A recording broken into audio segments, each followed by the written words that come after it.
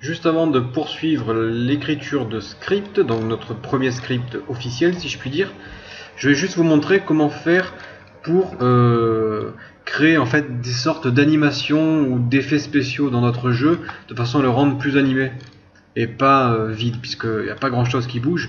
Donc ce qu'on va faire, c'est qu'on va cliquer sur notre balle, on va aller dans Component, Effect et Trail Renderer. Trail Renderer, en fait, c'est un effet qui va suivre la balle en fonction des mouvements que la balle fera. Bon, ça apparaît ici, donc sur notre balle, il y a certains paramètres à régler. Nous, ce qu'on va faire, c'est juste aller dans élément 0. On va sélectionner un matériau. Donc, je vous conseille plus quelque chose de ce style-là, un peu des flammes. Et le time, on va mettre du 0,5. Donc ça, c'est la durée de vie de ce qui va suivre notre balle. En fait, ça va faire un truc comme ça.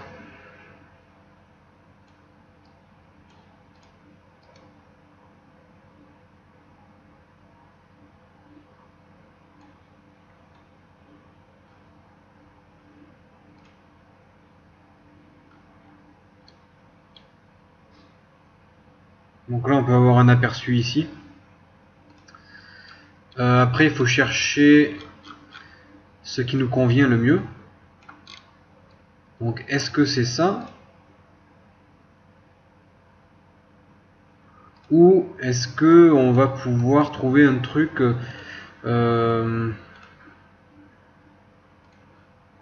plus comme ça?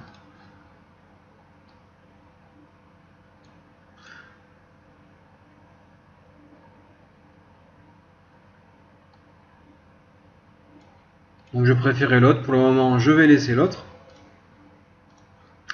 Après, vous choisissez ce qui vous convient. Voilà, donc ça c'était pour le premier effet.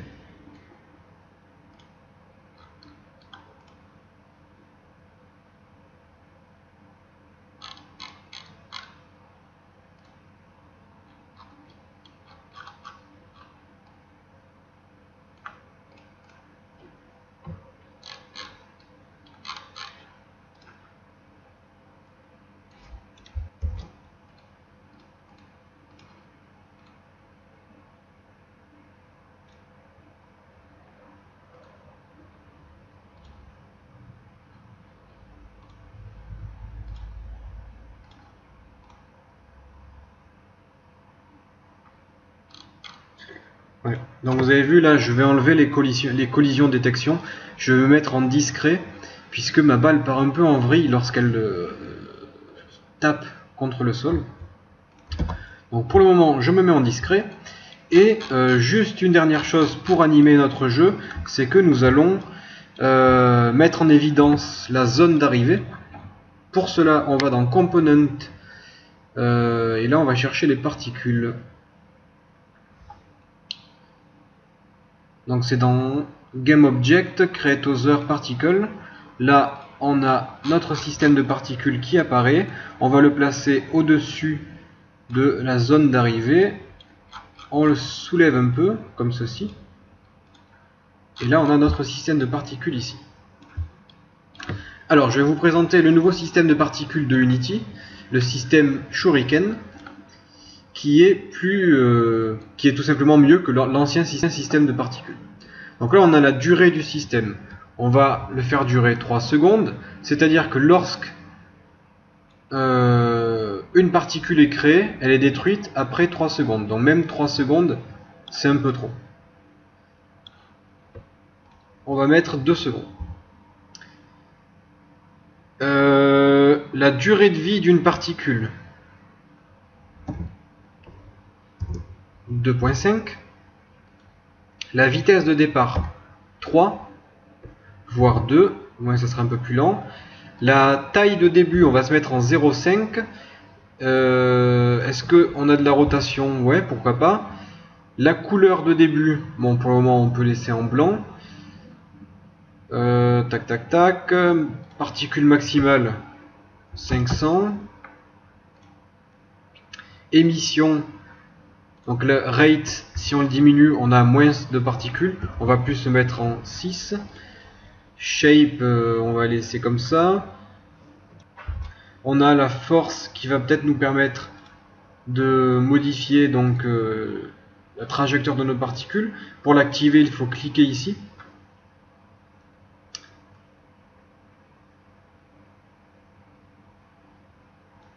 Donc je crois que c'est le Z. Le Z, c'est pour faire monter ou descendre nos particules. Donc vous voyez ici,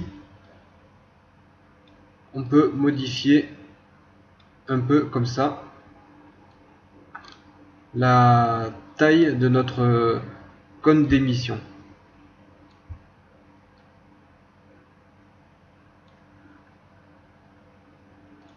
On peut modifier la couleur en fonction du temps.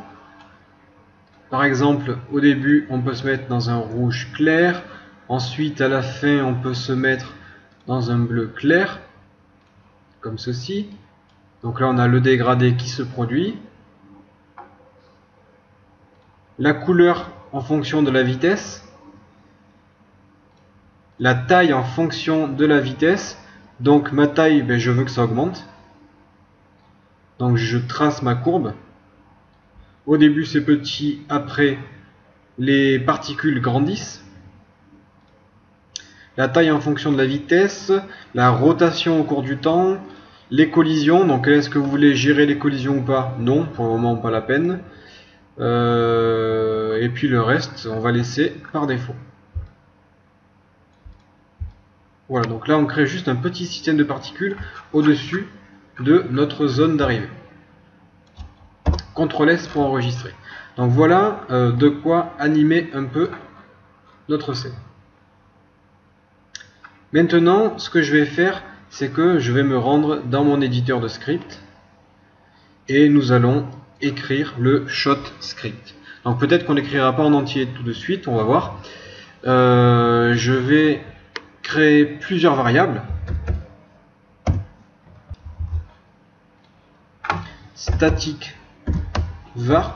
Donc static var, en fait, le mot-clé statique va nous permettre de pouvoir modifier la variable à partir d'un autre script. C'est-à-dire que si dans un script qui s'appelle script1, vous avez une variable qui s'appelle v, vous pourrez modifier la variable v en écrivant script1.v. Le nom du script, point la variable à modifier. Donc voilà à quoi ça sert le mot-clé statique. Donc static var ken shot. Ken shot, ce qui signifie peut-on tirer, sera un booléen. Donc les booléens, ce sont les variables qui peuvent être soit vraies, soit fausses, c'est tout, est égal à true. Donc c'est égal à vrai. Au début, on peut tirer. Ensuite, static var shot power, espace de points. Donc là, on donne le type de cette variable. Ça sera un float. Float, ce sont les nombres à virgule. Et ça sera égal à 0. Donc shot power, ça sera la puissance de tir. Ensuite, static var speed bonus, 2.int. Donc int, ce sont des entiers, 1, 2, 3, 4, 5. Float, ce sont les nombres à virgule, 0, 2, 0, 3, machin. Et les int, ce sont les entiers. Donc ça sera le bonus vitesse qu'on pourrait éventuellement avoir. Ensuite, on va créer une variable target qui sera un transform. Point virgule. Donc le transform, ce sont des objets. Donc ça sera la cible. Et c'est tout pour les variables. Ensuite, on va utiliser la fonction fixed update. Donc fixed update qui est pareil que la fonction update, sauf que c'est un peu mieux pour tout ce qui est animation. Alors là, on va faire quelque chose. Donc je fais CTRL S pour enregistrer. Mais on va faire quelque chose pour dire que si on clique, alors on peut tirer. C'est-à-dire que la balle, on pourra la propulser avec un clic de souris. Alors, le clic de souris, c'est quoi? On va aller dans Edit Project Settings, ici, et nous avons les inputs. Les inputs, ce sont les entrées clavier-souris. Ici, j'ai le Input Manager, j'ai les axes, et on voit qu'on a des touches. On a par exemple le Fire 1 et Fire 2. Donc Fire 1, c'est quoi? C'est marqué où? Donc c'est un bouton de la souris et c'est le bouton gauche, donc left. Ça, ce sont des noms de touches donnés aux éléments du clavier. Par exemple, jump, c'est la barre d'espace. Horizontal, ce sont les flèches horizontales. Vertical, ce sont les flèches verticales. Donc nous, ce qui nous intéresse, c'est Fire 1. Alors, on va dire, si on clique sur Fire 1, alors on peut tirer la balle. Donc en anglais, si, ça se dit if. If, et entre parenthèses, on va écrire la condition. Donc la condition, c'est par exemple, if v égale 0, alors le personnage meurt.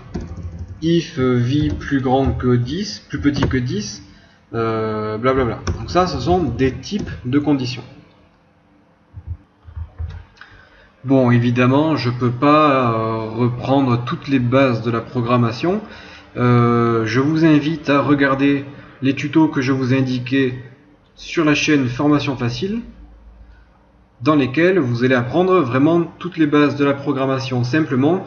Là, je suis un peu obligé d'aller un peu plus rapidement et de développer le jeu plus vite, puisque tout a déjà été expliqué dans des précédentes vidéos qui sont valables ici. Donc là, ce que je vais dire ici, c'est if input. Donc si il y a une entrée clavier, et que cette entrée clavier c'est égal à, je mets un point get button up. Donc get button up, ça veut dire on récupère un bouton qui a été relevé. Donc up c'est relâcher et down c'est appuyer. Je mets parenthèse guillemets pour dire Fire 1. Donc ça c'est le bouton que je veux tester. S'il y a une entrée clavier, que cette entrée clavier c'est un relâchement de bouton, et que ce relâchement de bouton c'est un relâchement de Fire 1, donc du clic gauche, à ce moment-là la condition est remplie. Et moi je veux ajouter une seconde condition, donc pour cela je mets un double et ma seconde condition c'est can shot. Donc can shot, la variable que nous avons créée ici, il faut qu'elle soit égale à true. Je mets un double égal, puisque si j'avais mis un seul égal, ça aurait attribué true à canShot. Moi, je ne veux pas attribuer cette valeur à cette variable, je veux tester s'il y a égalité. Donc là, c'est une double variable.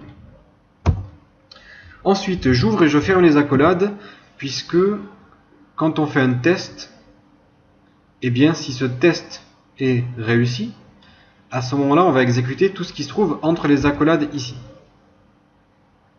Je vais dire target, donc ma cible, point GameObject, donc l'objet de jeu. Non, c'est même pas ça. Ça c'est pour tout à l'heure. C'est target.rigidBody. Donc la cible, ça sera évidemment notre balle.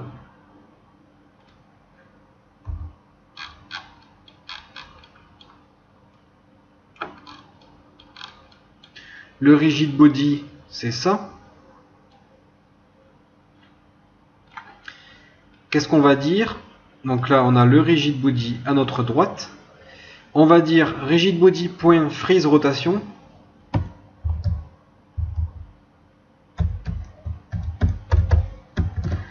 Alors le freeze rotation, c'est ici.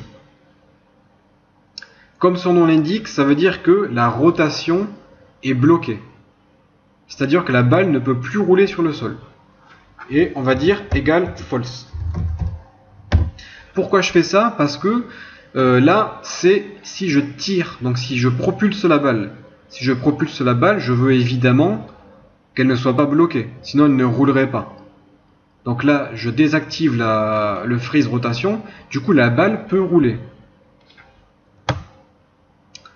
Et une fois que j'ai dit ça, je dis target.gameObject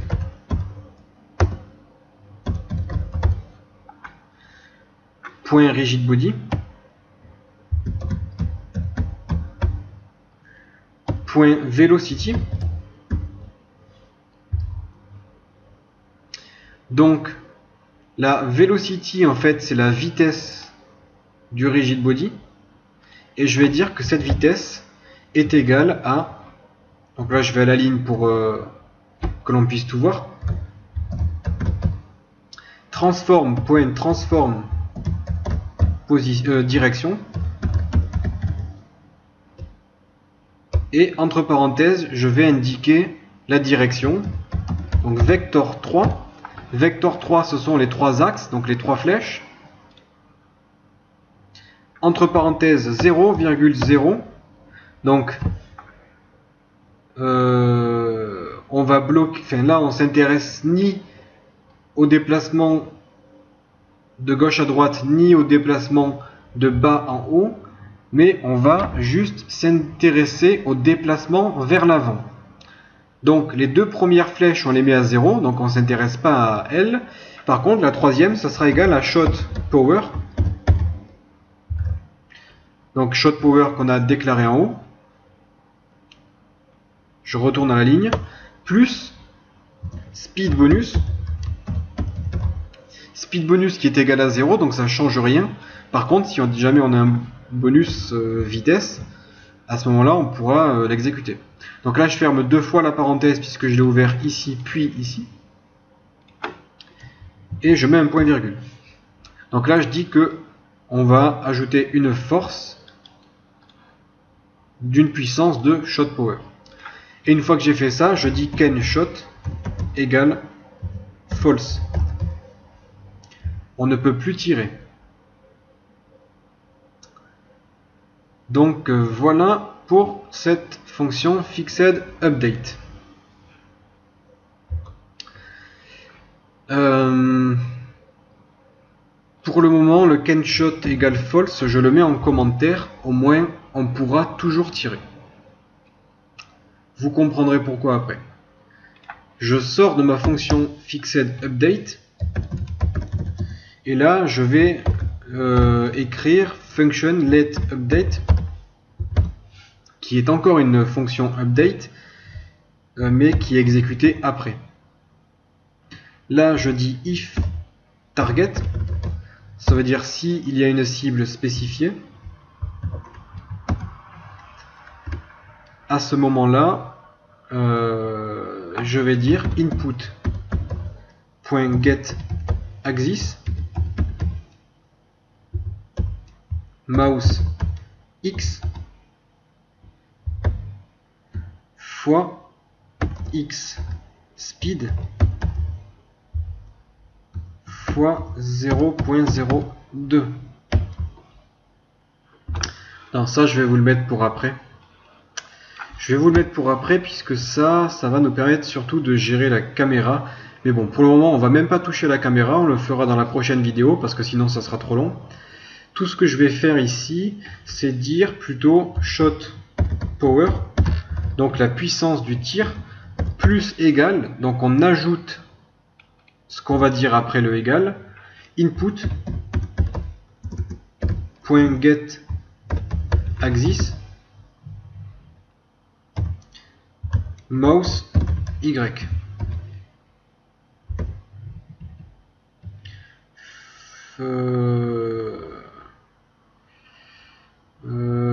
Pour le moment, bon, je sais pas si ça va marcher, mais je vais tester.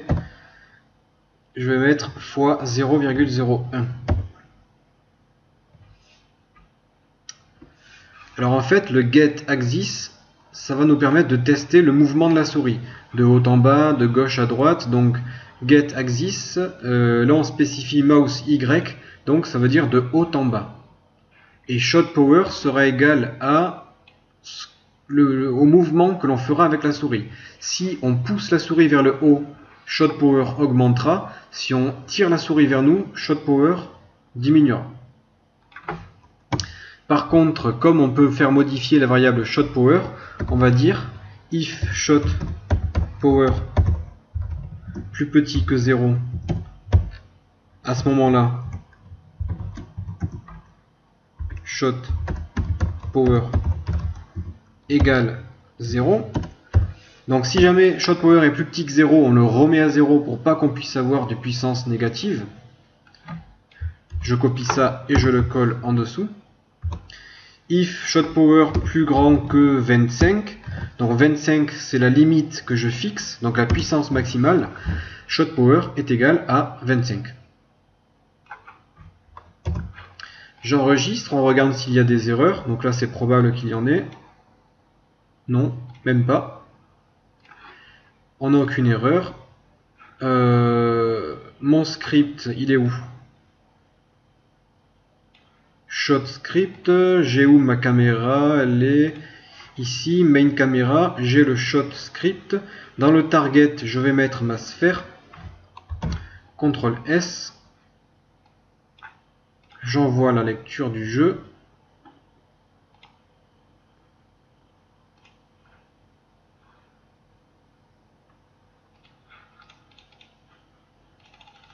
Bon là, on peut toujours pas tirer.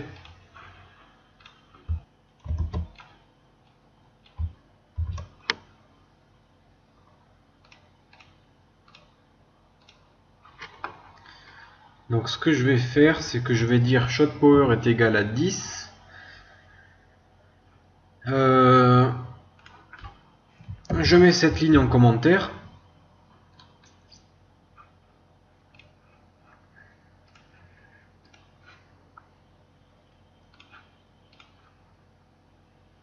J'envoie le jeu.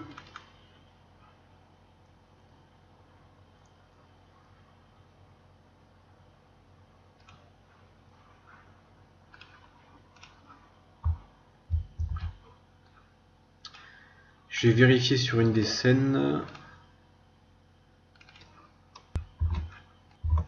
Ok. Bon, ce qu'on fera, comme là ça fait déjà un bon moment qu'on est sur cette vidéo, ce qu'on fera, c'est que dans la prochaine vidéo, je pense que on mettra en place une barre de puissance à droite de notre scène, de façon à voir si shot power augmente ou pas, puisqu'on va régler notre barre de puissance en fonction de shot power. Et on fera en sorte que l'on puisse modifier la position de la caméra en bougeant la souris de gauche à droite. Donc quand on bougera la souris de gauche à droite, la caméra bougera, et quand on bougera la souris de haut en bas, la puissance augmentera ou diminuera. Donc comme ça on pourra viser et on pourra voir la puissance que l'on va donner à notre balle. Donc pour le moment on peut toujours pas tirer, puisque on ne peut pas toucher à la variable shot power dans l'état actuel du script. Donc ça, c'est pour les prochaines vidéos.